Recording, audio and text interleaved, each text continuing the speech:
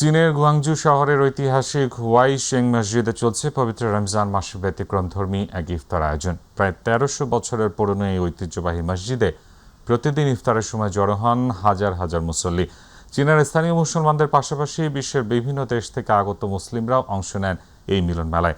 চীন থেকে আরও জানাচ্ছেন সহকর্মী সোহেল আহমেদ।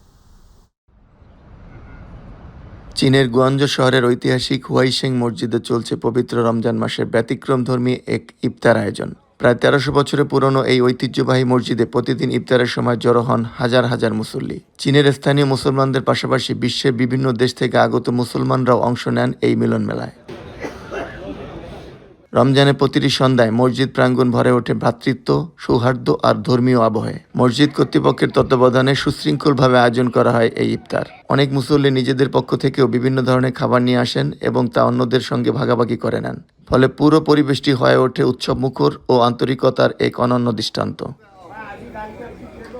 আজানের সঙ্গে সঙ্গে সবাই একসঙ্গে ইফতার করেন। এরপর আদায় করা হয় মাগরিবের নামাজ। নামাজ শেষে আবারও মসজিদ কর্তৃপক্ষের পক্ষ থেকে সারিবদ্ধভাবে মুসল্লিদের মাঝে বিতরণ করা হয় ভারী খাবার। ভাত, নুডলস সহ বিভিন্ন ধরনের খাবারের সুব্যবস্থা থাকে সেখানে এবং পুরো প্রক্রিয়াটি পরিচালিত হয় অত্যন্ত সুশৃঙ্খল ও নিয়মতান্ত্রিকভাবে। প্রাচীন এই মসজিদটি শুধু একটি উপাসনালয় নয়, বরং বিশ্বের বিভিন্ন প্রান্ত থেকে আগত মুসলমানদের জন্য একটি মিলন কেন্দ্র বটে। যারা চীনে স্থায়ীভাবে বসবাস করছেন কিংবা ভ্রমণে এসেছেন, সবাই এখানে নিয়মিত নামাজ আদায় করেন এবং রমজানে অংশ নেন এই সম্মিলিত ইফতারে। ঐতিহ্য, ধর্মীয় চেতনা এবং ভ্রাতৃত্বের অনন্য মেলবন্ধনে গুয়াংজুর হুয়াইশেং মসজিদে প্রতিদিনের এই ইফতার আয়োজন যেন মুসলিম উম্মার ঐক্যের এক উজ্জ্বল উদাহরণ হয়ে রয়েছে। সোহেল আহমেদ, মাই টিভি। উপসাগরীয় অঞ্চলের সাম্প্রতিক যুদ্ধ পরিস্থিতির কারণে কাতারে আটকে পড়া বাংলাদেশি নাগরিকদের দেশে ফেরাতে বিশেষ ফ্লাইটের ব্যবস্থা করার উদ্যোগ নিয়েছে দোহাস্থ বাংলাদেশ দূতাবাস। কাতার প্রতিনিধি মোহাম্মদ নাহিদ ইসলাম জানান, এই লক্ষ্যে কাতার সরকারের সংশ্লিষ্ট কর্তৃপক্ষ এবং কাতার এয়ারওয়েজের সঙ্গে যোগাযোগ করছে দূতাবাস। দূতাবাস জানায়, বিশেষ এই ফ্লাইটে দেশে ফেরার ক্ষেত্রে বাংলাদেশি পরিবার, বিশেষ করে শিশু, নারী ও বয়স্কদের অগ্রাধিকার দেওয়া হবে। সম্ভাব্য যাত্রীদের তালিকা প্রস্তুতের জন্য দূতাবাসের অফিসিয়াল ফেসবুক পেজ সহ বিভিন্ন সামাজিক মাধ্যমে একটি গুগল ফর্মের লিংক শেয়ার করা হয়েছে।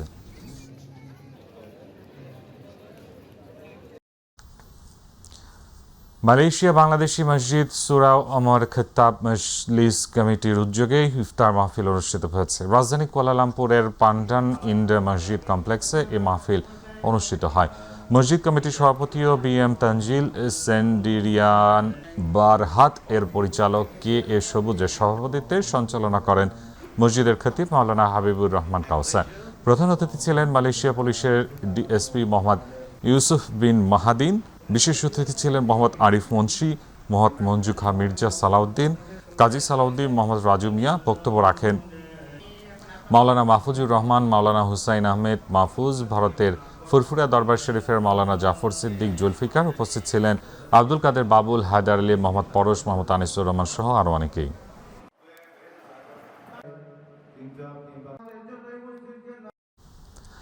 সৌদি আরবের রিয়াদে দিন দিন বেড়েই চলেছে অপহরণ এবং ছিনতাই। সম্প্রতি রিয়াদ থেকে টাঙ্গাইলের শাহিন নামে এক প্রবাসীকে তুলে নিয়ে গিয়ে মুক্তিপণের জন্য চালানো হয় অমানবিক নির্যাতন। প্রতিনিধি আব্দুল হালিম নিহন জানান, শাহিন মুক্তি হওয়ার পর অপহরণের সাথে জড়িতদের শনাক্ত করতে রিয়াদে একটি থানায় মামলাও করেছেন। তবে এই ঘটনার পর অধিকাংশ অপরাধী দেশে পালিয়ে যাচ্ছে বলে খবর পাওয়া গেছে। আর তাই বাংলাদেশ সরকারকে এদের বিরুদ্ধে কঠিন পদক্ষেপ নেওয়ার দাবি জানিয়েছেন সাধারণ প্রবাসীরা।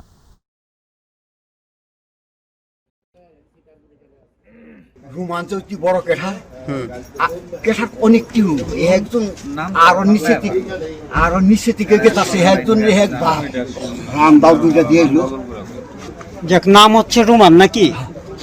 দেখতে মানে কেমন তো যদি বলতেন আর কি, তাহলে আর কি দেখতে আমার সাথে লাম্বা না। হ্যাঁ, তো আমার সে খাটা খাটা ও বাহারি মনে করেন ওই একটু ফর্সা, হ্যাঁ, একটু দাড়ি যদিও রাখছি, ফ্রান্স কার দাঁড়িয়ে, হ্যাঁ, আপনার বাটা মুখ, হ্যাঁ হ্যাঁ।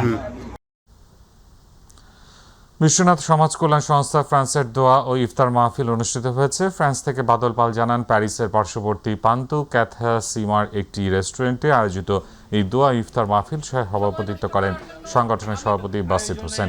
সংগঠনের সাধারণ সম্পাদক রাসেল আহমেদের পরিচালনায় অনুষ্ঠানে প্রধান অতিথি ছিলেন ফ্রান্স বিএনপির সাবেক সহসভাপতি রুহুল আমিন আবদুল্লাহ।